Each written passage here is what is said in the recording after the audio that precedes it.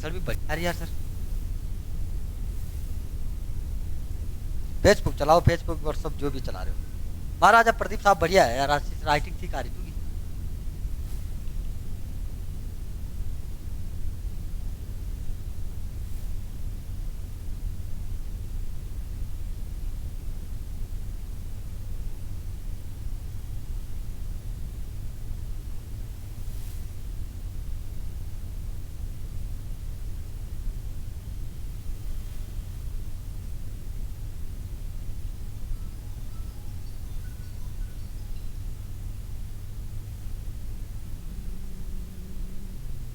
Hello दोस्तों, मैं नवीन शाह। एक बार फिर से स्वागत है आप लोगों का फोकस एकेडमी के ऑनलाइन प्लेटफॉर्म पे। और हमने यहाँ पर शुरू किया है उत्तराखंड में पंवार वंश को। उत्तराखंड में पंवार वंश का आज आपको प्रदीप शाह के बारे में जानकारी प्राप्त होगी। प्रदीप शाह के बारे में जानेंगे। इससे पहले कल हमने क्या जाना था उसके बारे में चर्चा करते हैं। देखिए दोस्तों, कल हमने महाराजा फतेह शाह के बारे में चर्चा की थी। महाराजा फतेह शाह आपका पंवार वंश का वो शासक था जो सबसे समृद्ध शासक कहलाता है, अर्थात जिसके समय आपके गढ़वाल में बिल्कुल शांति व्यवस्था बनी हुई थी। कोई चोरी डकैती कुछ नहीं होती थी, लोग अपने घरों में ताले तक नहीं लगाते थे। और पंवार वंश का वो शासक जिसने पंवार वंश को एक स्वर्ण युग बनाया, वही आपका फतेह शाह।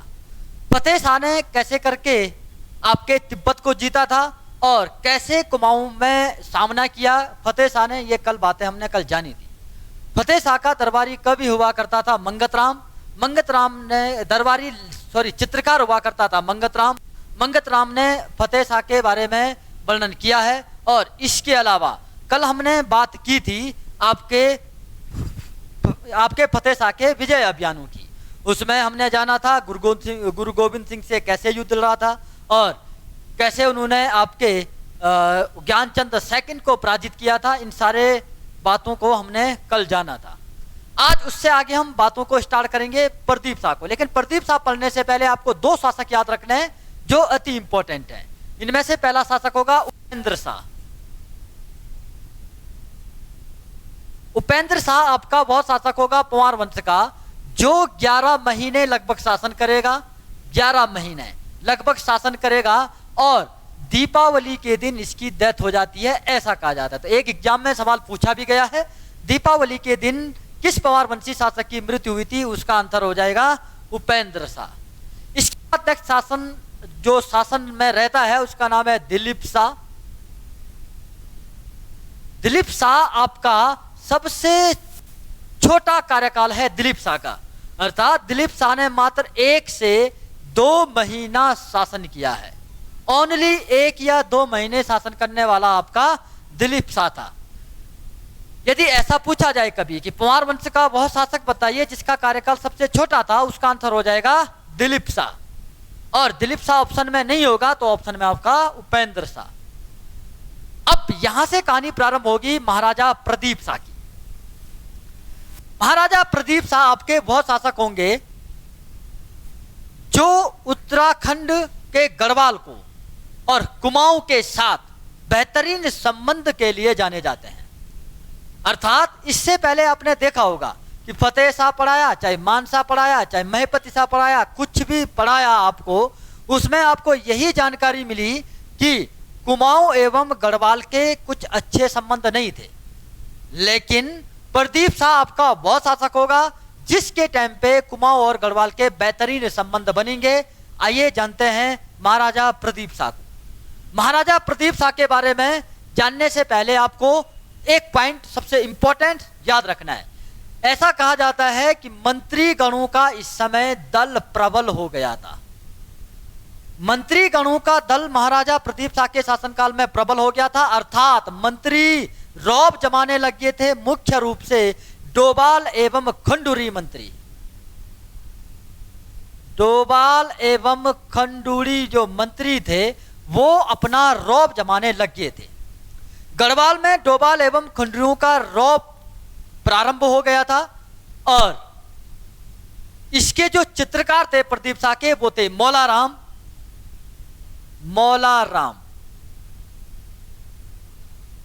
मौलाराम कहते हैं प्रदीप शाह के टाइम पे आपके गढ़वाल में मंत्रियों का दल प्रबल हो गया था, अर्थात मंत्री यहाँ पर रौब जमाने लग गए थे। और प्रदीप शाह के बारे में वो कहते हैं कि कैसे करके प्रदीप शाह ने इस व्यवस्था को एकदम से सुदृढ़ किया, अर्थात कैसे इस जो ये मंत्रियों का जो ये दल था, जो ये प्रबल हो रहा था, कैसे इसको कंट्रोल किया। प्रदीप शाह के दरबारी के भी हुआ करते थे आपके मैदाकर शर्मा। प्रदीप शाह के दरबारी कवि थे मैदाकर शर्मा। मैदाकर शर्मा के द्वारा लिखी गई है रामायण प्रदीप। रामायण प्रदीप आपके पंवार वंश का फेमस ग्रंथ है, अर्थात पंवार वंश का सबसे इंपॉर्टेंट किताब पुस्तकों में गिनी जाती है रामायण प्रदीप। मैदाकर शर्मा प्रदीप शाह के सभा के भी हुआ करते थे, उनके द्वारा रामायण प्रदीप लिखी गई है प्रदीप शाह के चरित्र चित्रण पे, अर्थात प्रदीप शाह के बारे में रामायण प्रदीप में जानकारी दी गई है। तो प्रदीप शाह का चित्रकार, उसका आंसर होगा मौलाराम। प्रदीप शाह का सभा कवि या कवि, उसका आंसर होगा मैदाकर शर्मा। प्रदीप शाह ने भी अपने दादा अर्थात फतेह शाह की तरह, प्रदीप शाह ने भी अपने दादा फतेह शाह की तरह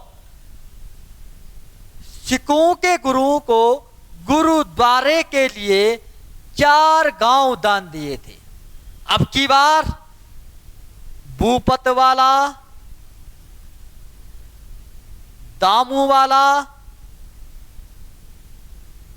पंडितवाड़ी,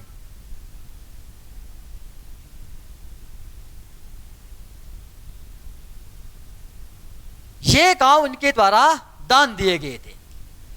जिस प्रकार से फतेह शाह ने अपने सिखों के गुरु राम राय को गुरुद्वारे के लिए गांव दान दिए थे, इसी प्रकार से प्रदीप शाह ने भी गुरुद्वारे के लिए दान दिए थे। अब इसके बाद हम दूसरे जो फैक्ट हैं उनकी ओर जो है अग्रसर होते हैं, अर्थात हम जानते हैं कि कैसे करके प्रदीप शाह एवं कुमाऊं में बैठे कल्याण चंद चतुर्थ की मित्रता हुई थी। तो नेक्स्ट हेड होगी इसमें, वो होगी कुमाऊं पर रोहिलों का आक्रमण।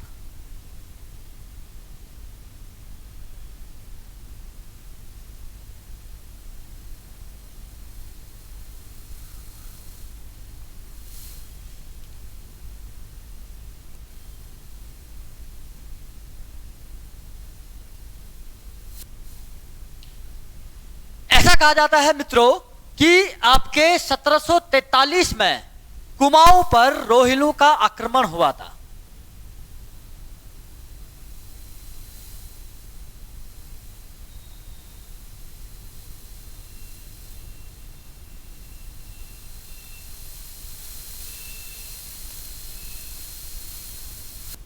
कुमाऊं पर रोहिलों का आक्रमण हुआ था।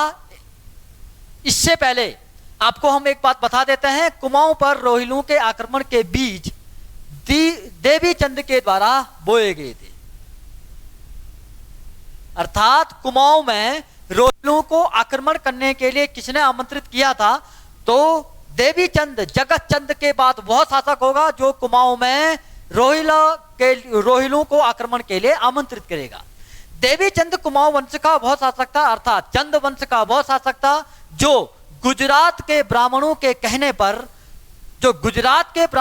कहने पर अपनी सत्ता का विनाश करता है, अर्थात सारा का सारा टकसाल खाली कर देता है। टकसाल मतलब जहां खजाना हुआ करता था वो, क्योंकि गुजरात के ब्राह्मण उनको बार बार चिढ़ाते रहते थे और बार बार उनको लुभाते रहते थे कि तेरा जैसा विक्रमादित्य दुनिया में कोई नहीं है, तेरे जैसा आदमी दुनिया में कोई नहीं है।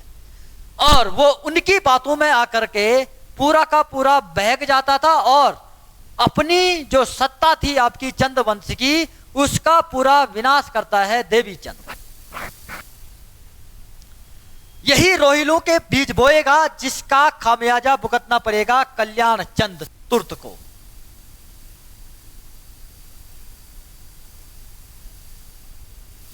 कल्याण चंद चतुर्थ रोहिलों का सामना करेगा, लेकिन यहां पर बात यह होती है कि 1743 में जैसे ही रोहिला आक्रमण करते हैं, वैसे ही कल्याण चंद्र चतुर्थ अल्मोड़ा से भाग करके वापस गढ़वाल की ओर आता है।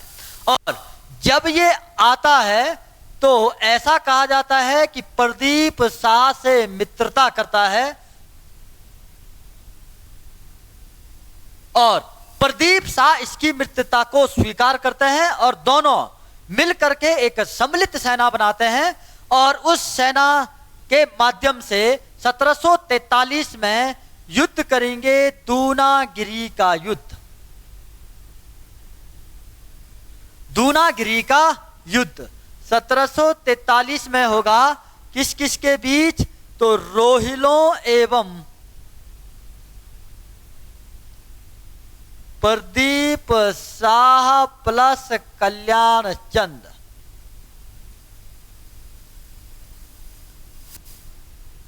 सत्रह सौ 1743 में दूनागिरी अर्थात द्वारहाट में दूनागिरी का एक युद्ध होगा, जो काफी फेमस युद्ध है आपके कुमाऊं और गढ़वाल से संबंधित।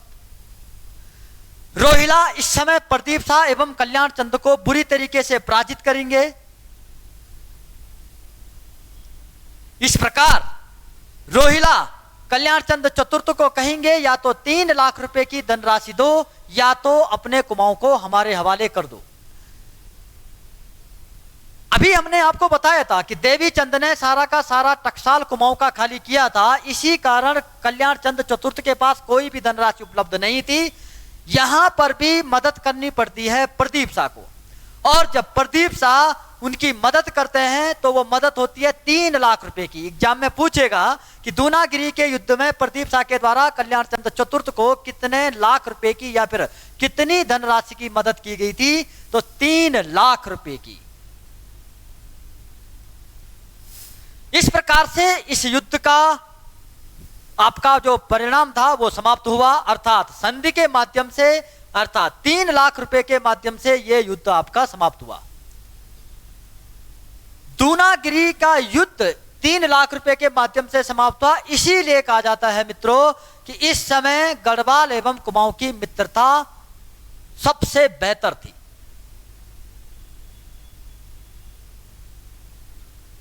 अर्थात इस समय गढ़वाल एवं कुमाऊं की मित्रता बहुत अच्छी थी। तो प्रदीप शाह बहुत पंवार वंशी शासक होगा जिसके टाइम पर गढ़वाल एवं कुमाऊं की मित्रता बनी हुई थी। प्रदीप शाह के टाइम की एक बात यहां पर और आपको याद रखनी है, दूनागिरी का युद्ध आप लोग याद रख लें। दूनागिरी के फतेह शाह के जैसे इन्होंने भी गुरुद्वारे के लिए गांव दान दिए थे। दूसरी इंपॉर्टेंट बात, प्रदीप शाह के टाइम पे एक और आपसे एग्जाम में पूछी जाती है, यदि कभी पूछे कि प्रदीप शाह की संरक्षिका कौन थी, तो कनक देई आपकी प्रदीप शाह की संरक्षिका हुआ करती थी। महाराजा प्रदीप शाह, फतेह शाह एवं महाराजा पृथ्वीपति शाह, इन सभी की संरक्षिकाएं हुई हैं। जैसे आपके पृथ्वीपति शाह की कर्णावती और महाराजा फतेह शाह की भी हुई है, महाराजा आपकी प्रदीप शाह की है कनक देई। इस पॉइंट को आप लोग याद रखें। प्रदीप शाह के शासनकाल की, प्रदीप शाह का दरबारी कवि उसका नाम मैदाकर शर्मा। प्रदीप शाह के शासनकाल में चित्रकार तो मौला राम ने सबसे पहले किसके दरबार में चित्रकारिता की है, तो उसका आंसर होगा प्रदीप शाह। अर्थात मौला राम अब यहां से चित्रकारिता करना प्रारंभ करेगा और आगे जब हम आपको सुदर्शन शाह पढ़ाएंगे वहां तक मौला राम की चित्रकारिता चलेगी। अर्थात मौला राम पंवार वंश में वह चित्रकार होगा जो सबसे ज्यादा पंवार वंशों का शासनकाल देखेगा। अर्थात जिस प्रकार से अमीर खुसरो ने दिल्ली सल्तनत में सबसे ज्यादा सुल्तानों का शासनकाल देखा था, उसी प्रकार से उत्तराखंड के गढ़वाल में मौला राम सबसे ज्यादा पंवार वंशों का शासनकाल देखेगा। इसके बाद जो इंपॉर्टेंट कहानी प्रारंभ होगी वो बहुत ही मजेदार कहानी है उत्तराखंड के गढ़वाल से संबंधित, क्योंकि अब आप देख रहे होंगे कि मंत्रियों का दल प्रबल होने लग गया था। इसका एक मंत्री था चंद्रमणि डोभाल, इसका एक मंत्री था प्रदीप शाह का चंद्रमणि डोभाल, जिन्होंने देहरादून में मंगलेश्वर मंदिर का निर्माण कराया था। मंगलेश्वर मंदिर का निर्माण कराया था। प्रदीप शाह का सबसे प्रिय आपका मंत्री हुआ। अब क्या होगा आगे आने वाले टाइम पे, जब जयकृति शाह, ललित, पहले ललित शाह होंगे, ललित शाह के पुत्र फिर जयकृति शाह होंगे, फिर प्रद्युमन शाह। अब जो आगे की जो पंवार वंशी जो कहानी है वो इन 3 शासकों के अंतर्गत घूमेगी, जिनमें से एक होगा आपका ललित शाह, दूसरा होगा जयकृति शाह, तीसरा होगा प्रद्युमन शाह। अर्थात अब आगे जो आपके इंपॉर्टेंट शासक हैं पंवार वंश के, वो ये 3 हैं, ललित शाह, जयकृति शाह, प्रद्युमन शाह। महाराजा प्रदीप शाह के टाइम पर दल प्रबल तो हो गया था, लेकिन वो दल अब कहां पर काम खराब करने वाला है, तो इधर आपके ललित शाह, जयकृति शाह, प्रद्युमन शाह। यहां से पंवार वंश का लगभग पतन प्रारंभ हो जाएगा। अर्थात जिस प्रकार से कुमाऊं में चंद वंश के पतन का मुख्य कारण माना जाता है ब्राह्मण मंत्री, उसी प्रकार से गढ़वाल में पतन का कारण माना जाता है आपके डोभाल खंडूड़ी मंत्री। और चौथा एक और व्यक्ति इसमें शामिल होगा, जिसका नाम होगा हर्षदेव जोशी। तो मित्रों, आगे की कहानी बहुत इंपॉर्टेंट होने वाली है, पंवार वंश से संबंधित। इस कहानी को जानेंगे हम नेक्स्ट पार्ट में। आप महाराज प्रदीप शाह से संबंधित जितने भी सवाल पूछे जाते हैं वो आप इनको नोट कर सकते हैं। तो दोस्तों, ये था महाराजा प्रदीप शाह। इसके बाद मिलते हैं नेक्स्ट अगले पार्ट में। तब तक के लिए दोस्तों बाय बाय।